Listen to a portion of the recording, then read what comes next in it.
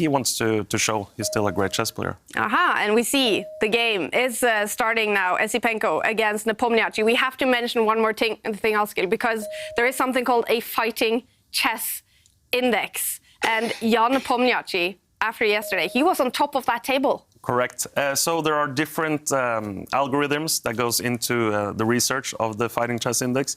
And among those things are decisive games. And Nepomniachtchi hasn't played a single draw, so that helps. Wow. And also, it looks into whether or not you have short draws, for example, with the white pieces. And overall, you play longer games, etc. So it just goes to show that he's here to fight and to win games. And we're going to pay a lot of attention to the fighting chess index throughout the whole season, correct?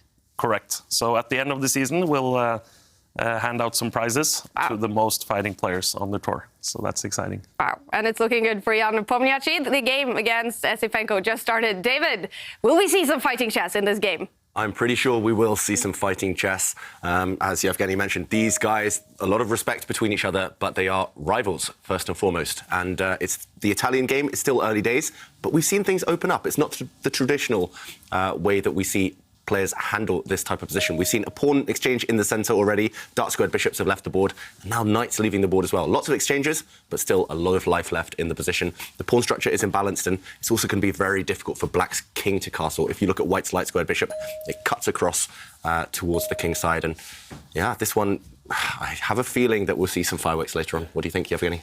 I disagree. You disagree? Oh, really? I disagree.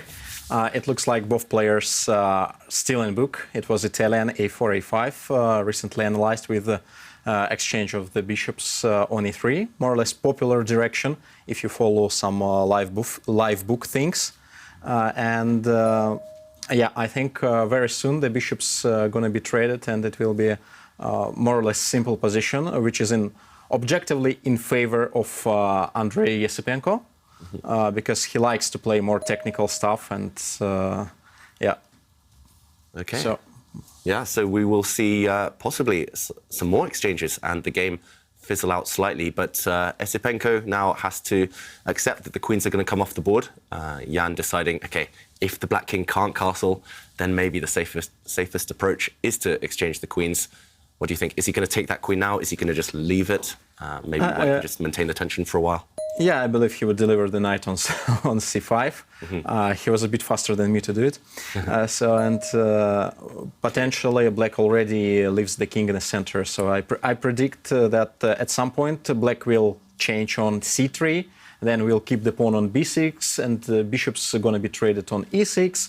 White will keep the pawn on g4. I just say we'll have to show some of this. That was a lot of moves. Show, yeah, like kind of predictions. So it will be a lot of exchanges. Black already centralized the king for the end game. Okay. But yeah, everything is going different compared to what I said. Yeah, so for example, okay, White has put the bishop in the center. Okay, let's just show what's happened. Instead of castling, White's put the bishop in the center. We have seen a trade here. So a bit of an odd pawn structure for White, but a lot of central control and very flexible to push forward later. And Black maybe wants to exchange these bishops, but Black wants to exchange these bishops, but not right now, because this would allow a bishop takes knight type of move, and Black's pawn structure would be compromised. Therefore, he does drop his knight back first. Next move, he's going to go for your idea. Try and trade these bishops, and yeah, but it's pretty interesting because White gonna play rook b1, potentially threatening to take on b7, and king gonna be in the center still. Okay, he's chosen to put his king in the center first. Just connect the rooks. Now you can guess who is technical player, who is not. Yeah, we wanted to go on the attack maybe, but Esipenko just nicely centralizing this king. Look how safe it is behind all of its pawns. And kings in the center, as we saw from Jan as well, are perfectly safe. They're ready for the endgame. And now a big decision, actually. He's pushed his pawn forward, hoping for maybe an exchange here, because suddenly White gets a very strong pawn in the center of the board, which can be supported. And it's a weird pawn structure, but actually White's pawn structure here is superior because he has more open lines for his rooks. So yesterday we talked about doubled pawns being troubled pawns. Here they're pretty strong. And they're very mobile as well. Doubled pawns, if you can't push them, maybe if they become static, they can be a weakness. But here, the pawns will start pushing forward with an advantage. So I don't think we'll see Jan rush necessarily. But what else? If he doesn't take this bishop? For a second, I was really worried that the bishop on d5 going to be trapped. Let's say bishop f5 and then threatening c6. However, there are several squares on e4 or f3. He will simply play knight c5, like concentrating the pieces in the center and attacking b7. Actually, it turns pleasant for white, no? Yeah. Don't you think so? I completely agree. I would choose white here every time. Partly it's because if you compare the knights as well, white's knight is perfectly centralized, black's knight on the edge of the board, white's rooks are connected already, access to open lines.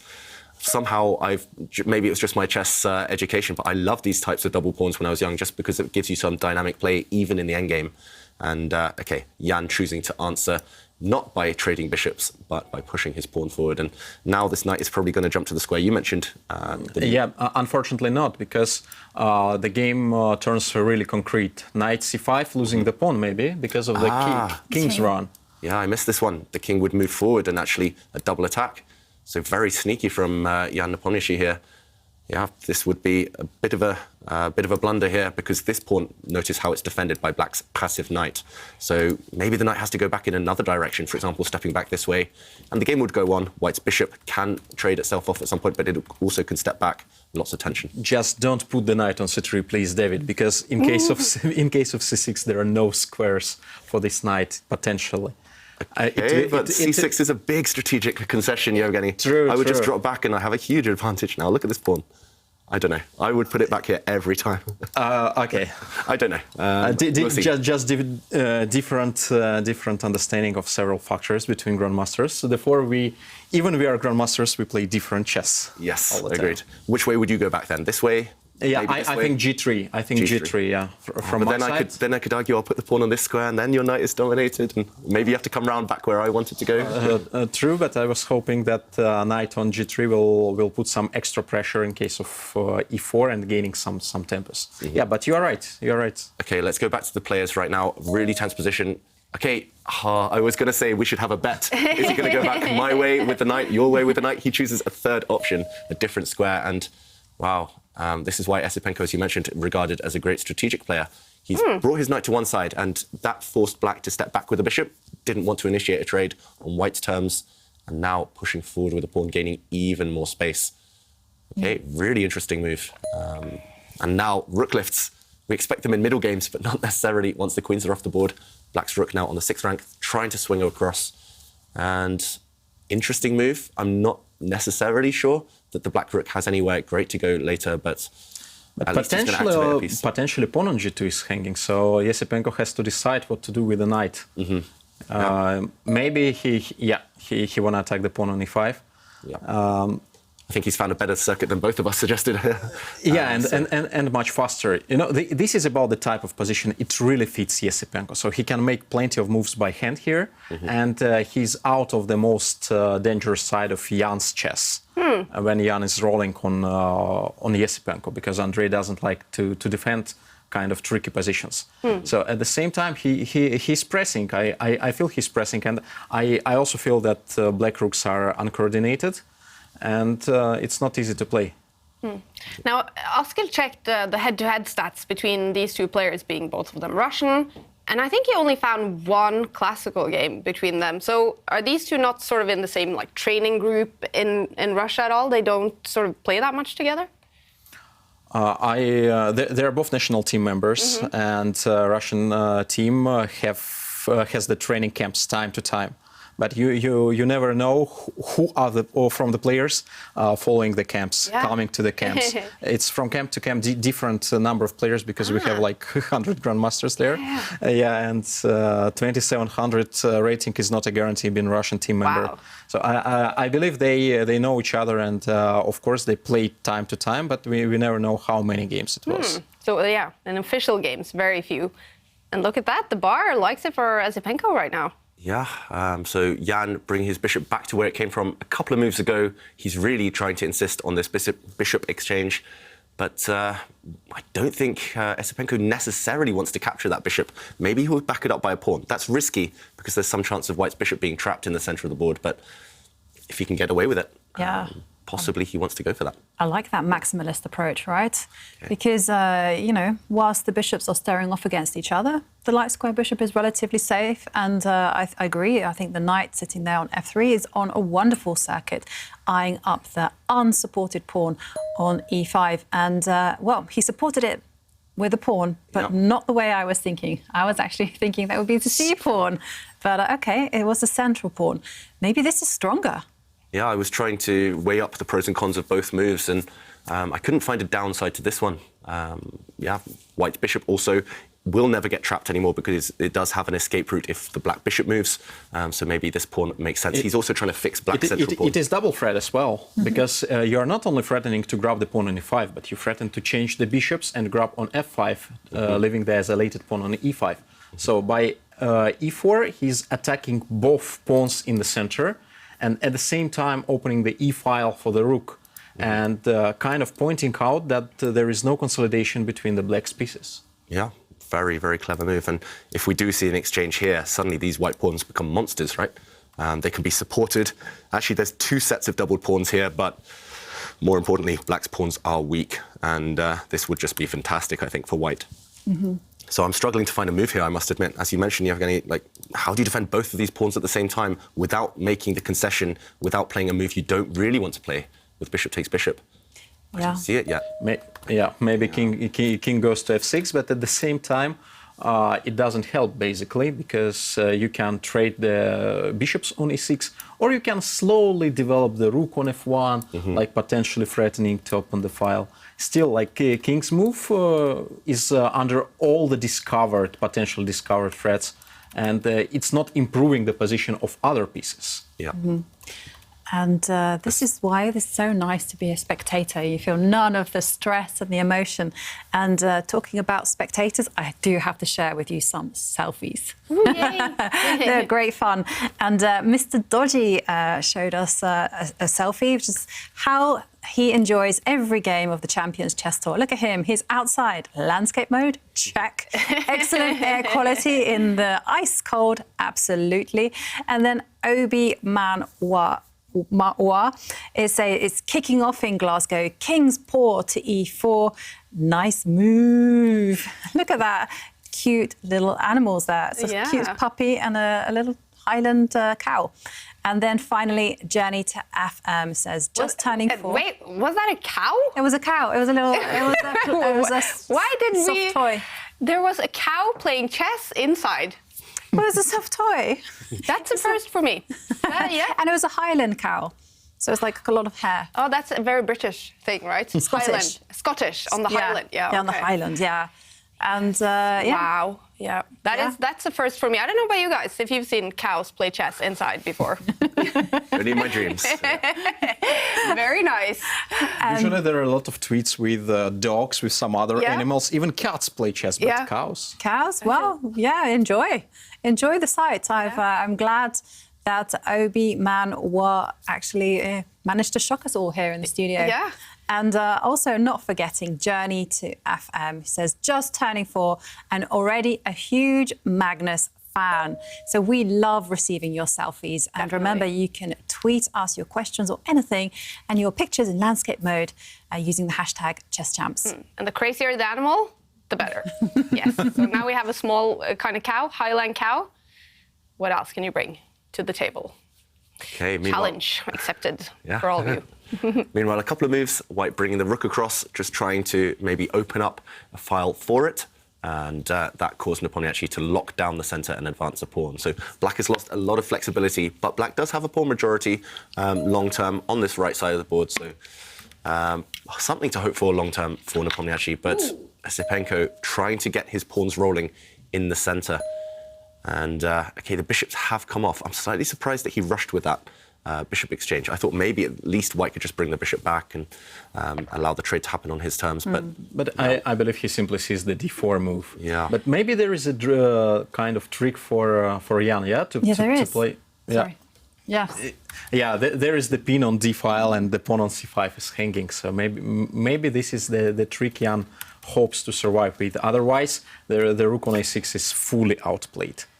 This rook is terrible right now. And, as you mentioned, I don't think you want to allow white time to just build this great pawn center, supported by the king later on. These pawns will just roll down the board and steamroller black later on. So in the previous position, rook here, maybe, but then knight takes pawn. What's happening here? Knight takes, I guess, is your justification due to this pin. And okay, Jan has just traded off the pawns in the center. This position would have been complicated. Black has some ideas of maybe some knight forks, hitting the king, hitting the rook, but Jan did not go for this. Instead, he did trade. And okay, he's trying to improve his rook by exchanging some pawns. And this one... Yeah, it's smart. It's really smart because white can't avoid any exchanges on b6, and the b file going to be opened. And finally, the awful rook on x6 is back to play. Yeah, it's back to life, and it will try to enter the position. So is there a way for Andrey to allow this pawn trade, but on his own terms? It's not completely clear to me. I don't think he really wants to take here yet, because even after a rook trade, black at least is getting a bit active. So very, very tense, this endgame. If all the rooks disappear, white, well, you could make an argument that white is doing well, but then again, these pawns long-term are going to start marching down the board. Still chances for both sides. It's pretty imbalanced, despite it being an endgame now. Could you try to kind of lock out the black rook by just supporting the pawn on c5 with a rook? Which rook do you want to use, Jovanka? This one? You pick the one. Okay, just for argument's sake, I'll use this rook, which wasn't doing anything previously. After this pawn trade, though, white's pawn structure has been compromised slightly. Maybe this is a weakness long-term. As you mentioned, this rook is still not great, but it just takes a couple of moves to relocate to this square, maybe to the d file as well. Interesting, definitely, and it will be on Esipenko's mind, but... In case we compare to the position several moves ago, it's way improved for black. Yeah, and look at Esipenko on the camera. He knows it's improved for black. He's not as happy as he was earlier, not as relaxed, for sure. These pawns about to be eliminated and black about to get active. So let's go back to the players. How will Esipenko try and keep the pressure? I still slightly prefer white's position. I'm not sure exactly how to explain why, but maybe it's just the pawn center. It looks visually appealing. And obviously, maybe some extra weakness on c6, controlling all the squares around. But anyway, yeah, he would trade and change one pair of rooks. Then potentially he would organize the pass pawn on d file. So rook on e1 is nicely placed, and perhaps he's calculating king c3 and king run to d5. I'm wrong again, but it's happening when you're playing rapid chess. Yeah. Really interesting move, actually, by Esipenko. Not an obvious one. As you mentioned, I would want to activate the white king. Just it's an endgame and covers some squares the black rooks wants to use. But white now has brought his rook across, reminding black that there is an isolated pawn on that c file. And now Jan... Just unfortunately, we don't see how to attack this pawn on c6. We want to push g5, g4, so the black's play is really easy at the moment. And also the time management slightly turns in black's favor. However, white played rook c1. White is pressing on c6 pawn, but there is no other move. There is nothing next. So I would claim rook c1 less as bit inaccuracy, but we will see. Yep, we will see. So at least for the next 2 or 3 moves, it's going to be quite straightforward for Jan to play.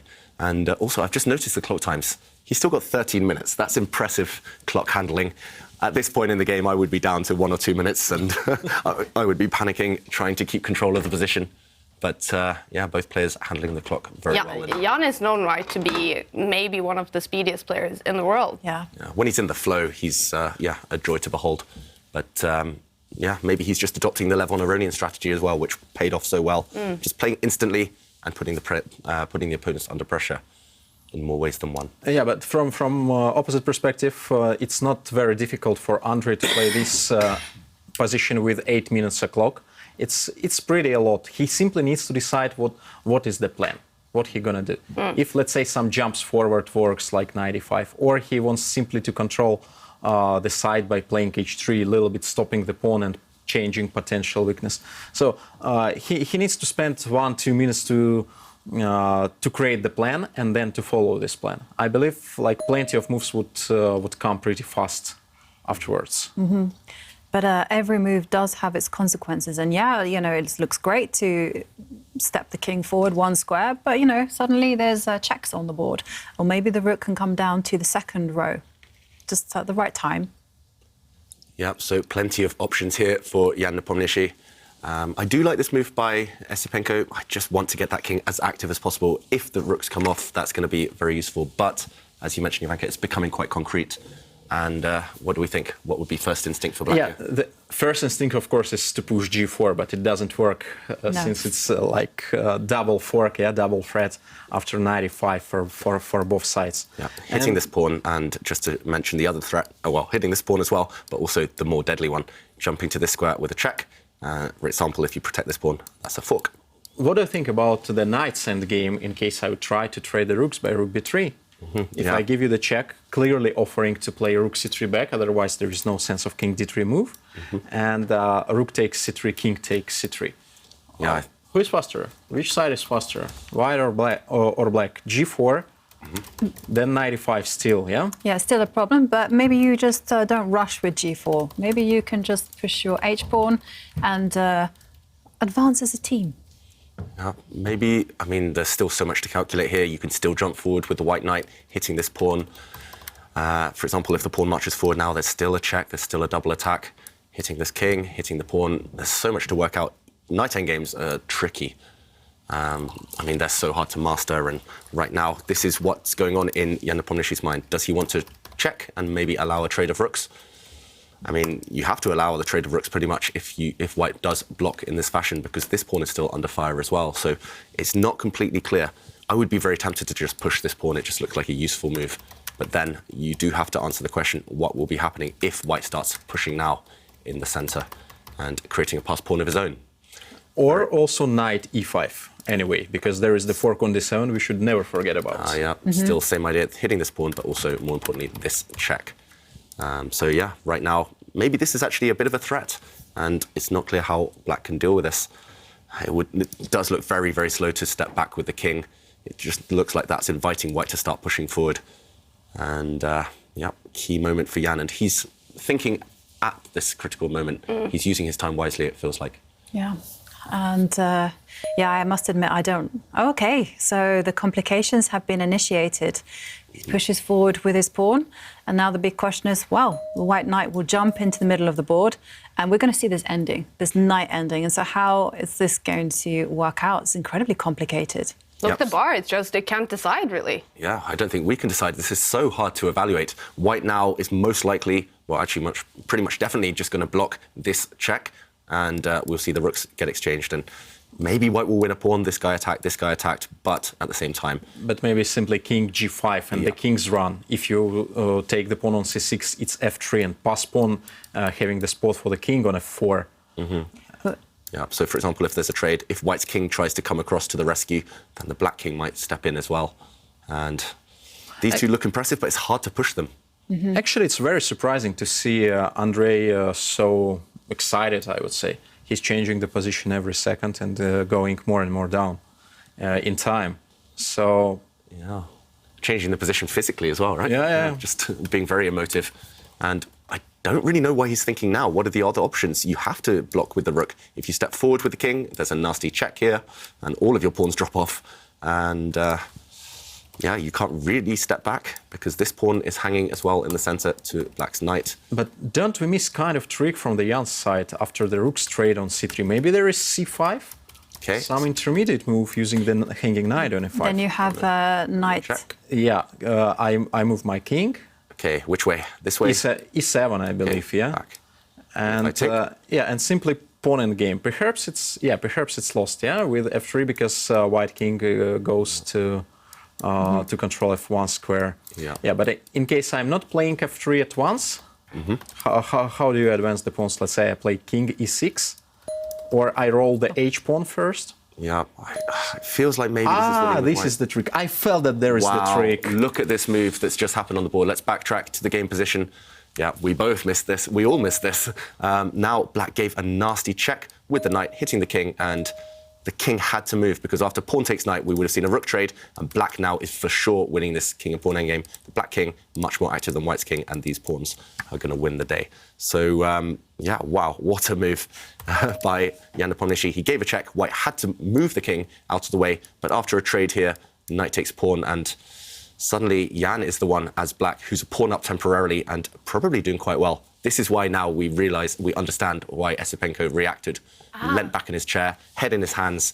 It was all about this check, knight to c5, hitting the white king and putting a knight on a square. It looks like it can be taken twice, but actually neither capture was possible. But it's not game over still, because I believe Andrey has to regroup his thoughts first of all, his mind to play more safe and to play for a draw at the moment, to get king closer to the king side, king d3, king e2, and then anyway, whatever black does, even having the check on c5, same trick again, returning the knight, he will grab both pawns on that side. So Andrey gonna grab the pawn on c6 on a5, like after knight c5 check, slowly going king e2. And then, yeah, maybe you can still hold the draw with white, eliminate some pawns in the process, but now there's definitely calculation to be done. He needs to be super accurate, and it feels like white is on the defensive, playing for the draw. So, yeah, where to go with this king? As you mentioned, this one is the most forcing. It's the one you calculate first, but still some work to be done. And Jan will be trying to maybe take advantage of the psychological blow of his earlier check to try and win this game. Let's see whether white can hold it. Sorry, I'm just laughing at the kind of whole thing. If he puts his king on the most natural square, the trick that he fell for, you didn't see the first time, is going to happen again, and maybe it's even going to surprise him once more. And I don't know, the lines looked very, very shaky there because, you know, there's passed pawns all over the board. And when that's the kind of situation, it's all about just calculation. Yeah. Actually, we are getting very exciting games today for the broadcast. Both games having the pass pawn on the both flanks. Ah. Are those usually, so are you saying those are usually the more exciting games when the pass pawns are on the flanks? Yeah, of course, when you have to calculate a lot, like every move matters, who's faster, which side is faster. So depends on the promotion, you have to get closer and closer and to predict all the moves and not to miss such tricks as we did. So when you guys play worse players than yourself, basically much lower rated players than yourself, is this a strategy you would do, like play on the flanks?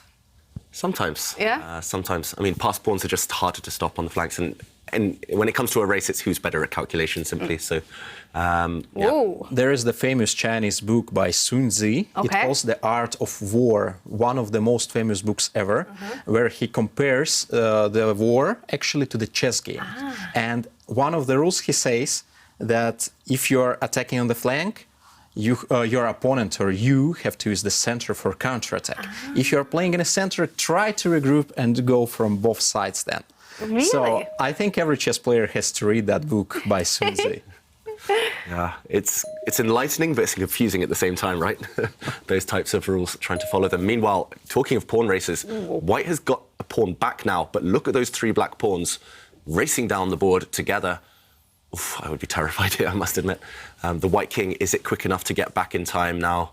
But I mean, I don't know, because there's the big pawn break that I'm seeing is that you pick up the f pawn and move that one forward, and then once white starts capturing, then it's the pawn alongside it that starts moving, maybe gives itself up. So it's the corner pawn at the end that can't be caught. Yeah, look at this. These three pawns running down the board. And your idea, Jovanka, is, I guess, this one? Yeah, obviously this needs some calculation. Yeah. It might be just giving away all my pawns. G3, yeah. If it's captured, then this pawn marches forward. And if this is captured, then this pawn marches forward. And this one, is it going to become a queen? It might well become a queen, because I was hoping to stop it with my knight to try and give a check and stop it on this square. But now black gives a check. Exactly. And then this pawn marches forward, and this is destined to become a queen. That is really, really sneaky. And in this situation, we have to mention the timing. So Andrey is getting very low on time, and a lot of forks, a lot of checks he has to calculate, because I believe just by intuition, his king is not in time to stop all the black pawns. Yeah, this king's too far away. And he's going to be looking at lines exactly like the one we were just, that Jovanka mentioned there, the king dropping back, and then he has to worry about all of these pawn pushes. He has to calculate them all. He has to calculate knight checks. Instead, he goes for something else. He brings his knight back, trying to race it back to the game. But Jan now just improves the black king, guarding this pawn. Maybe now is the moment before it's too late to start running back with the white king. Just what else? It's very difficult to see a move here.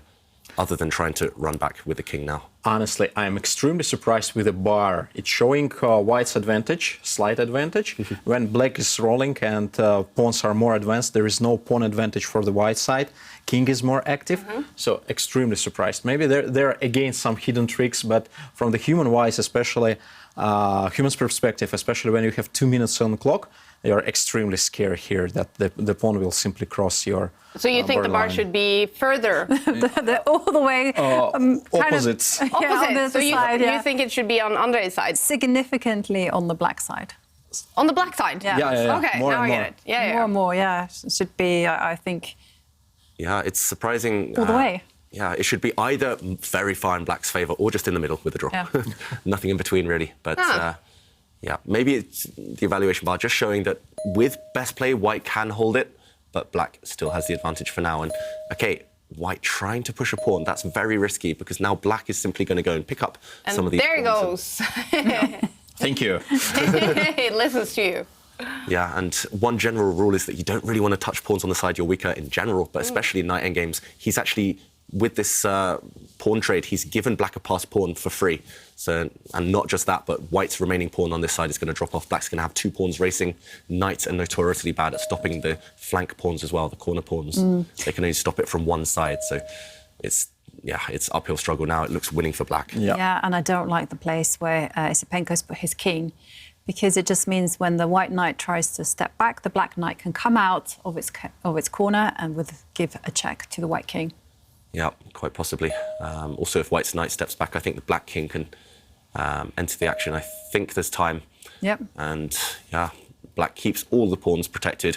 White can, well, maybe Andrey was trying to calculate racing his central pawn forward. White does have that one passed pawn, his own trump card, but it's just not black's quick enough. knight, yeah, black's knight is fast enough. So I believe he would play king e2, try to hold the knight on f3 with potential race of the d pawn. But yeah, knight g5 happening anyway. Yeah. If the knights come off. Black's knight returns to control the passed pawn of white, and then h and f will create a lot of troubles. Yeah, 2 pawns are better than 1, and black has 2 passed pawns, white only has 1. Yeah, any knight exchange as well, as long as black's king is in time to stop white's central pawn, that would just sort the game in black's favour. And look at Jan, his body language, Yeah. arms crossed. He's just waiting for his opponent to resign, even though I think Esipenko should try and fight on. I don't really see how, to be honest, but yeah, there are still chances. There aren't that many pawns remaining, so if white can somehow eliminate all the black pawns, even in return for his knight, that would be a draw, but it's a far-fetched dream at this point. Yeah, but it's also very surprising that Andrey is thinking, because there is basically the one move on board. Yeah, you have to retreat the king to protect your knight. Yeah, what else to do? Well, an important result for Anish Giri, winning against Hans Niemann after losing the previous game. Anish needs to win games because he is currently outside top 8 to qualify for knockout, but obviously many rounds still to go and an important win for Anish here. So let's see if he's starting a winning streak now. And the moves are coming out. Yeah, the moves are coming, and not the moves that we expected of white's king stepping back. Instead, white gave a check, and he's trying to run with his own pawn, but it feels very, very slow. It feels like white's pawn will easily be stopped by black's knight. Black's knight can even just step back now, and then the 2 black pawns together are going to start rolling. Yeah, there is a pleasant choice for black, I believe, for both moves, advancing f pawn first to f2, Yeah. or just returning the knight to g5 and followed by h pawn. The most dangerous pawn in all knight endgames simply gives the win. Yeah, and this would actually be devastating for Esipenko. In the first game today, he lost to Artemiev, another Russian player. He could be about to lose to another compatriot here. So, yeah, with white, you very rarely see Esipenko lose these days. Yeah, a big result. Nepomniachtchi on fire so far in this tournament. And there we go. One of the moves you mentioned there. This pawn is going to cost white a knight, at least. It's probably just going to become a queen as well. So, OK, not much left to do. White can just take that pawn, but then the black knight would easily be in time to stop the remaining white central pawn. And is there any hope for the white king somehow getting in front of the passed pawns? You could try, but OK, white's trying to bring the knight back to stop this pawn, but after this knight check, black is simply going to push the other pawn now. Yep. And He's going to play with 2 pawns. He can easily sacrifice the knight and then push he's both done that. pawns. Yeah. And he's done it. pushed his corner pawn 1 square forward. I mean, it's unstoppable. Yeah, the white knight can stop one of those 2 pawns, but not both of them. And yeah, this one is game over any moment now. Black's going to make a new queen. And Esipenko, has he resigned? Yes. Yes, he's given up. Wow.